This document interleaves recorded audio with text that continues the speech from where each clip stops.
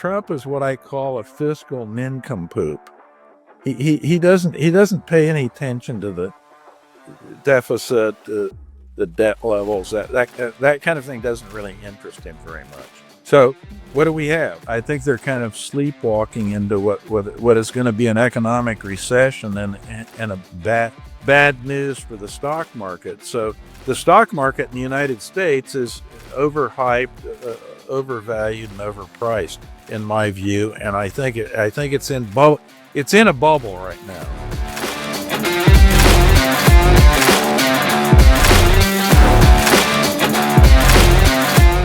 Today, I am pleased to welcome Steve Hanke to our podcast here at BeInCrypto.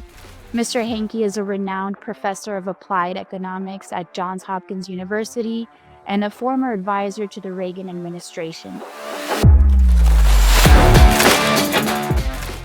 It's so great to have you here today, Mr. Hanke. Well, it's great to be with you, Camila. I'm going to walk you through different topics currently affecting the American economy. Let's start with a recent report published by the Organization for Economic Cooperation and Development.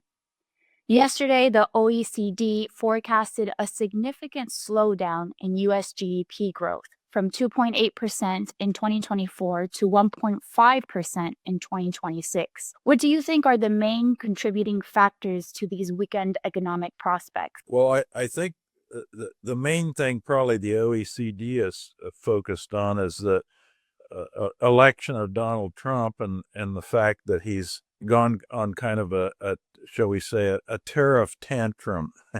And the prospect of imposing tariffs here, there, and everywhere is a big thing that causes economic growth to slow down. Because if you put a tariff on an international transaction, that's a tax, and international transactions are win-win situations. They're not a zero-sum game.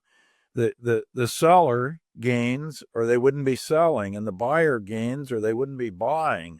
And so you're imposing a tax on that transaction where the buyer and the seller are both winning. And what does the tax do? It rips part of that surplus out of the market and takes it and puts it in the government treasury. And as a result of that, you have fewer transactions. If you tax something, you get less of it, to make a long story short. So international trade will slow down, and that's one factor. Now, there's an additional factor related to that, and that's what I call regime uncertainty. And that is, there's so many things that the Trump administration are changing or threatening to change, and they are also changing their mind all the time. So not only they're changing a lot of things, but you don't know exactly the degree to which they're changing them, because they bob and weave back and forth, back and forth, back and forth. So that's what I term regime uncertainty. And when you have that, investors that are investing in, let's say, a new factory or something, they hunker down and they say, well, we're gonna wait and let the dust settle to see what's going to happen. And so they stop investing. And the last time we had this kind of regime uncertainty, this broad, changing the whole ball game, so to speak, was in the Great Depression in 1929, all through the 30s, basically. Franklin Delano Roosevelt was the president, and the New Dealers came in, and the New Dealers were a little bit like the MAGA Trumpers. They're changing everything. And as a result of that, you had a huge amount of this regime uncertainty with the New Deal and Franklin Delano Roosevelt. And as a result, the Great Depression was a lot deeper and lasted a lot longer than it would have otherwise lasted. And the reason for that is that investment basically stopped in the United States from 1929 until the start of World War II. That was all because of regime uncertainty. So that's the OECD's models and everything. I have another second thing that I think is more fundamental that the OECD and the central, like the Fed and the central banks, don't consider, And that's the quantity theory of money. It's all about the money supply.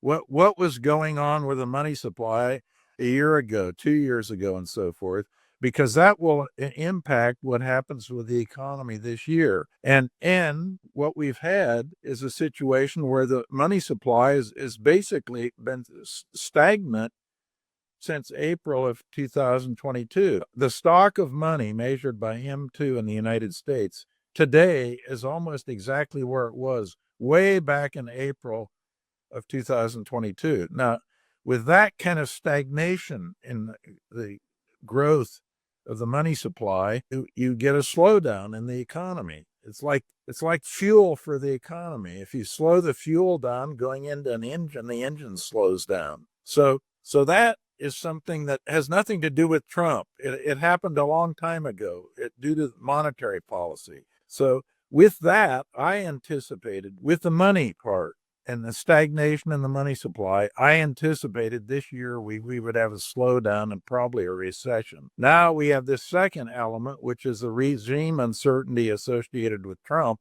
and that depresses things even further than would have been otherwise the case. So you kind of have a 1-2 punch going: weak monetary growth and the regime uncertainty, leading to, I think, what will end up being a recession in the United States. So I see a lower number than even the OECD or the IMF or any. All these institutions have revised things downward, Camila, because of the regime uncertainty aspect. But I factor in what really is underlying everything is the weak monetary growth. So I'm not surprised that they downgraded the growth rate. And speaking of so much regime uncertainty going on, looking ahead to the third quarter of 2025, what's your view on the Federal Reserve's stance? Do you think that they will become more hawkish or less so? Well, they're going to become less so because the economy is slowing down, and we had very weak labor market report today, for example, and the Federal Reserve keeps its eye on the labor market. That's a key thing. So as the economy slows down and the labor market gets weaker, the Fed will become more dovish. And you can see that if you look at the Chicago Mercantile Exchange, the federal funds futures market. That's the interest rate, of course, that the Fed controls, the federal funds. And they're looking, if you look out in September, a reduction of 150 basis points from where we're at now. There's a 14% probability of that. 125 basis point reduction, there's a 23% probability of that. 100 basis points, a full percentage points, that's about 26%. And a 75 basis point reduction, 19%. And a 50 basis point reduction, about 9% probability of that. So you can see by September, you get a range of, between 50 basis points and 150 basis points, a 0.5%, 1.5% reduction in the Fed funds rate is kind of baked in the cake. That's what the market thinks is going to happen. A lot of reduction in the Fed funds rate. So that's looser, not tighter. I think that the key thing, of course, and Trump, of course, is banging on Chairman Powell to reduce interest rates, these Fed funds rates. But that's a misguided thing, really, because monetary policy is not about changes in interest rates. It's about changes in the money supply. And what the Fed should be doing, it's still engaged in what they call quantitative tightening, shrinking its balance sheet and reducing the rate of increase in its contribution to the money supply. That's what quantitative tightening is doing. And what the Fed should do is drop quantitative tightening completely and increase the rate of growth in the money supply. The money supply is only growing now at 4.1% per year, and Hanke's golden growth rate for the growth rate in the money supply, consistent with hitting the Fed's inflation target of 2%, is about 6%. So they should be accelerating the growth rate in the money supply from where it is right now. And the best way to do that is to get rid of quantitative tightening. And we can see that because quantitative tightening, when it started, they were reducing the size of the balance sheet of the Fed at a certain rate. And then the quantitative tightening, they slowed the tightening down in June of 2024. Bingo, what happened? The money supply started growing at a little faster rate. It's still too slow, but if you want to get it growing at around 6%, you've got to get rid of quantitative tightening. And that's really what they should be focused on. The big problem is that the Fed does not pay attention to the growth rate in the money supply. They contend that the changes in the money supply don't have much of a connection between there's not much of a connection between changes in the money supply and changes in economic activity,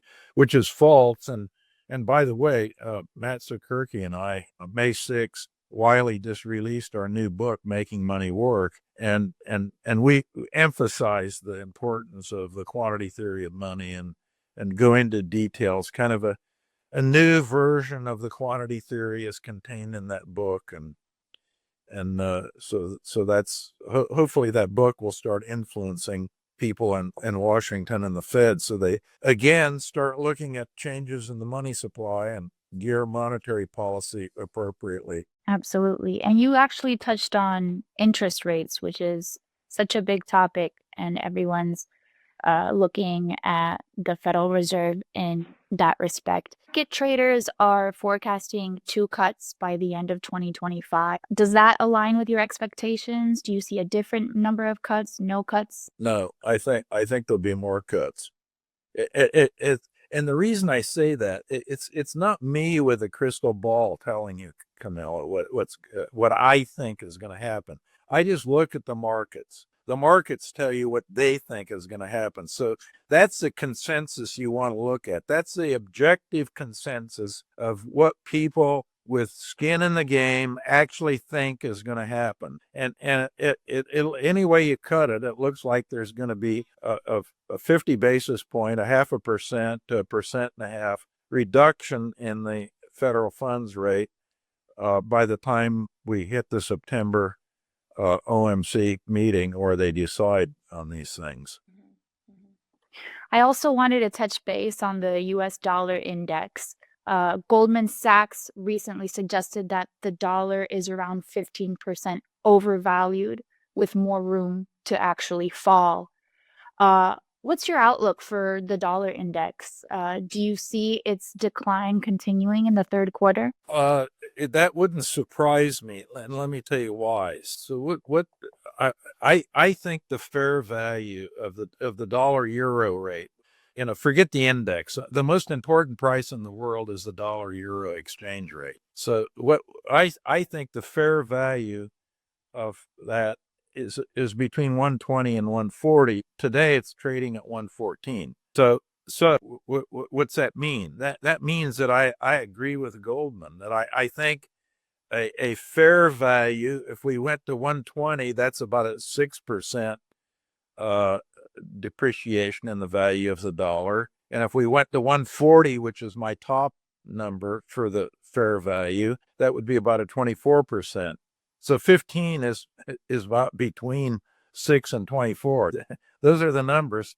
Basically, Goldman agrees with Hanke. Or if you want to put it the other way, Hanke agrees with Goldman. That 15% would put it kind of in a fair value. It's been extremely strong, the dollar, by the way, for the last 3 or 4 years. It's been out of that range. Right now, I say it's 114. Well, my upper end or lower end, if you will, is 120. So it's stronger than 120. Mm-hmm. So this wouldn't surprise me. And given events and the regime uncertainty and the rebalancing people are doing in their portfolios, moving a little away from an overweighted U.S. position to a kind of a normal, that's weakness.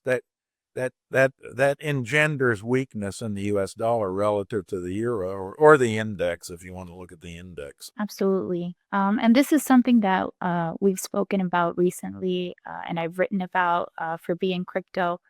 The US bond market in the past 2 months has seen a surprising sell off of bonds, which seems odd for a traditional haven.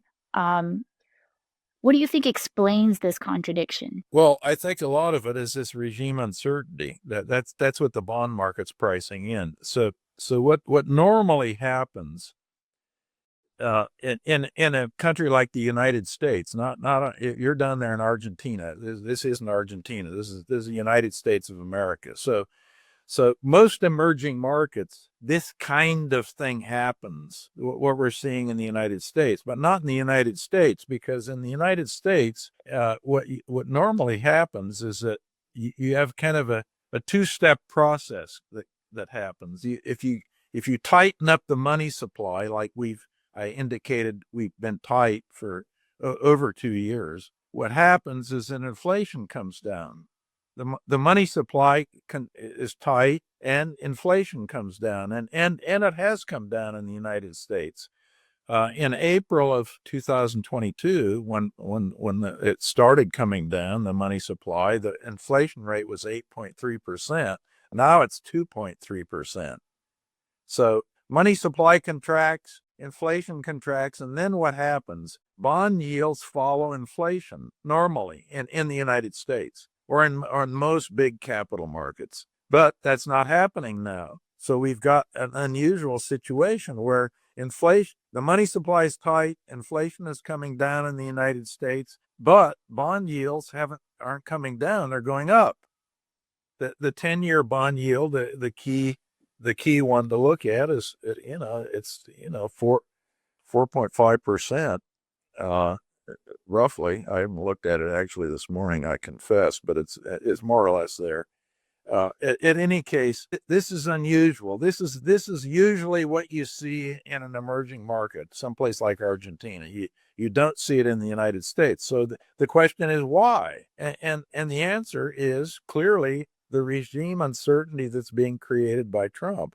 And part of that regime uncertainty, by the way, is the budget, because the budget, any way you want to cut it, Trump is what I call a fiscal nincompoop.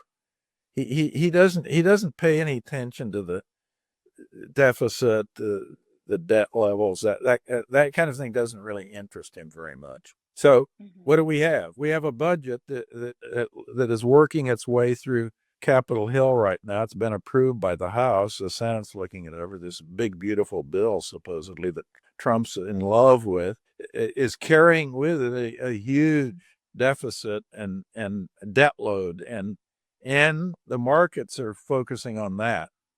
So that's part of the regime uncertainty.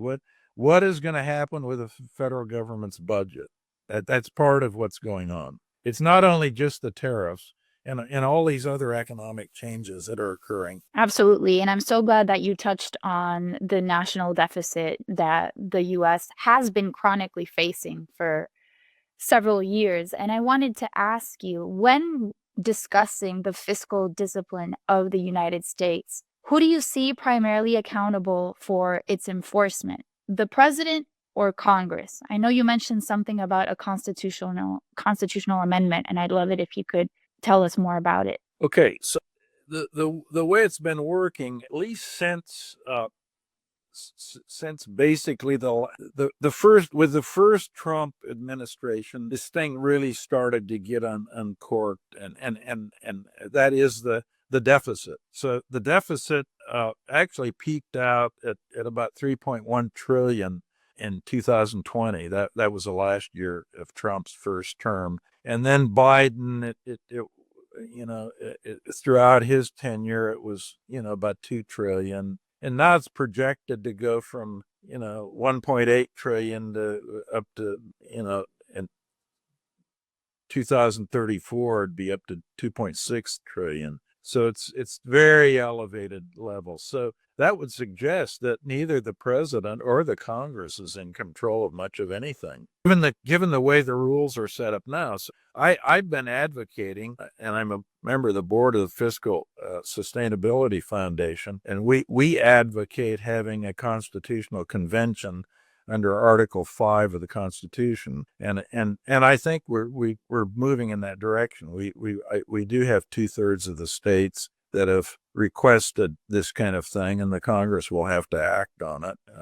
That is a constitutional convention, and what that would do is focus on this question of the deficit and the debt, and put in a constitutional rule, hopefully something like the Swiss debt break. And the Swiss voted in a referendum, almost 90% of the Swiss in 2001, to put in a Swiss debt break, change the Swiss constitution. And here's the way it works. They must balance the budget in Switzerland, and they can't allow government spending to grow any more rapidly than the real growth rate in the economy in Switzerland. So the size of the government relative to the size of the economy will stay constant, or become less, but it can't become more.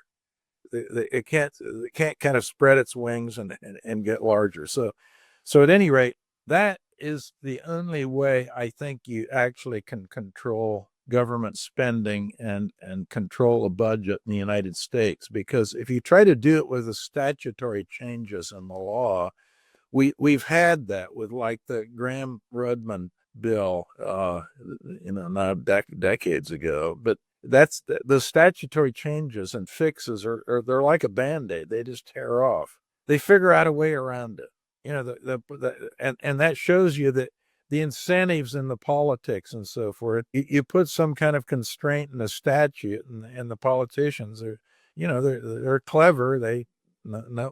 In a way, they're clever. They know how to get around their own laws and break their own laws, which they do. Which also suggests, to answer your question, that certainly the Congress isn't in control, because if they put a rule in to constrain themselves, they figure out a way how to break the rule, their own rule.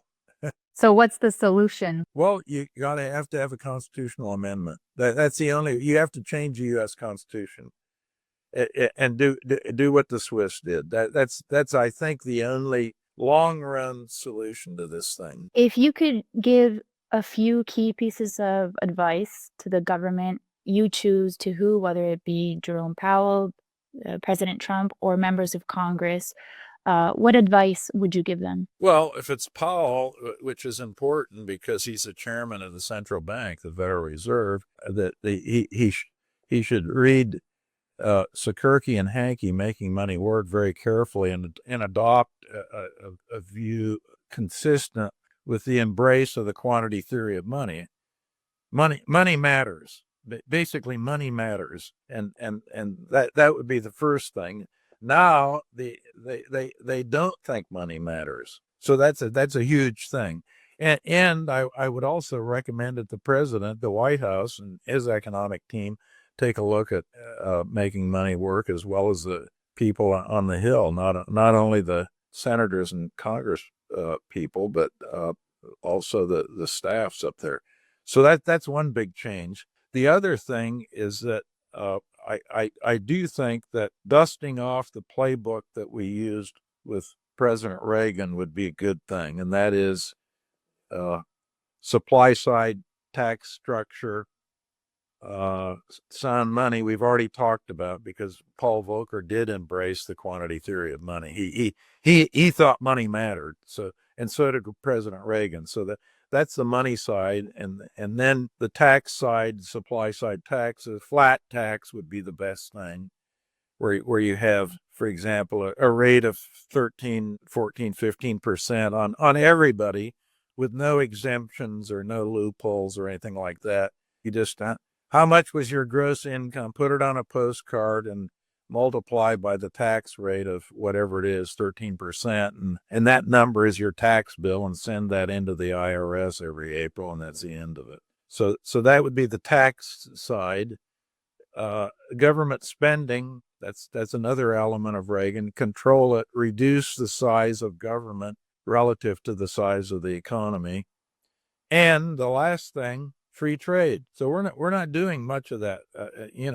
They talk about a little deregulation. That's fine. The tax side, well, there is some actually a good part of the only good part of this beautiful bill is the tax side, because it avoids increasing taxes.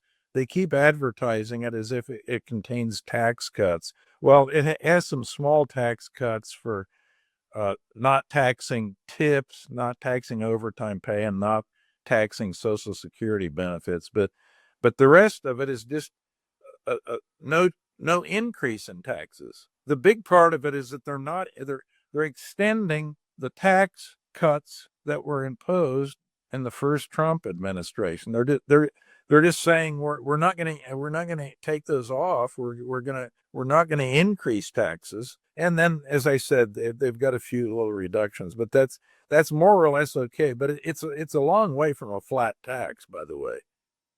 It remains, thousands of pages in the tax code, now all of this garbage, and the reason, by the way, why you don't want to increase taxes, that the taxes are very expensive to collect. People think the cost of government is just if I pay $1 in taxes, that's the cost, and that's not. It takes about 25 cents per dollar. A quarter of that is just administrative, me filling out my tax forms, hiring a tax lawyer, hiring an accountant, all this stuff. It's an expenditure, so it isn't free. So you have to add that 25 cents per dollar and another $2.75 you have to add for all the distortions that are caused by increasing taxes that slow the economy down. So to collect $1 in taxes, the actual cost, what we call a deadweight loss, is about $3.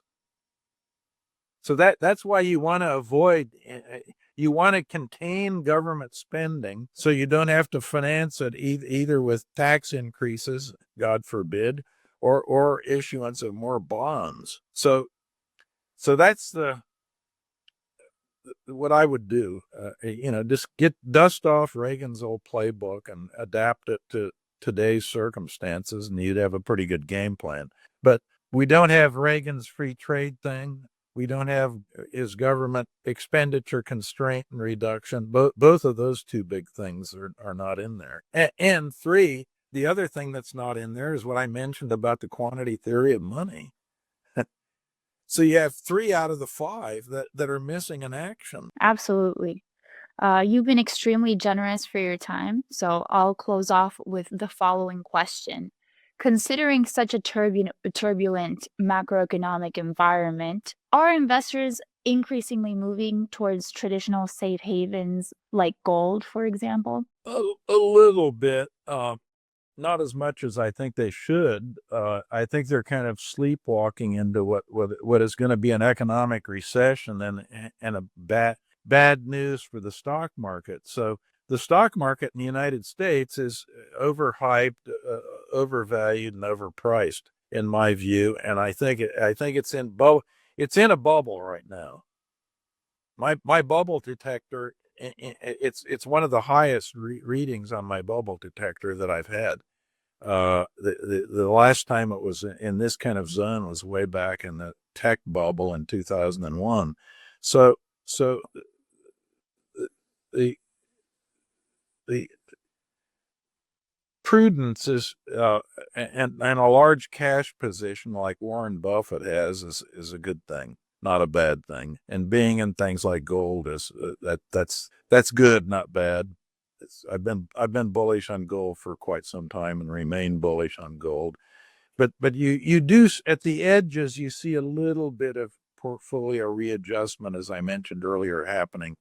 The foreigners were very overweighted in the U.S. stock market and bond market, and they're backing off and rebalancing a little bit. But those are not a run on the market or anything like that. It's just a minor adjustments at the margin and rebalancing that are occurring. I think that people should be more cautious than being right now. That's a strong note to end off on. Mr. Hanke, thank you so much for your time. It was so great having you here on our Be in Crypto podcast. Well, great to be with you, Camilla.